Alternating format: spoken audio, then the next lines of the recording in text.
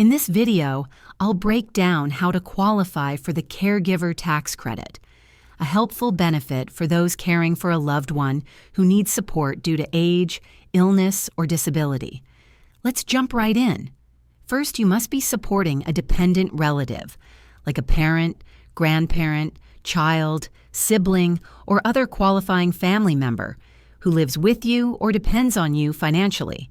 They must also have an income below a certain amount, usually around $17,689 for 2024, but it can vary slightly by country or region. You need to file your taxes and claim the credit on your return. In most cases, you'll use Schedule 1 or the caregiver form, depending on where you live.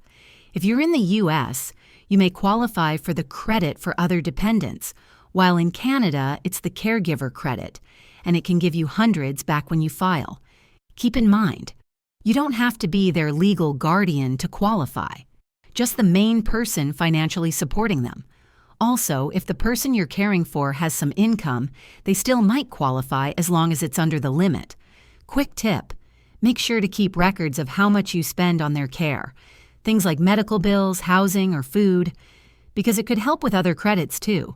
If this helped you out, hit like and subscribe for more quick tax tips. See you next time.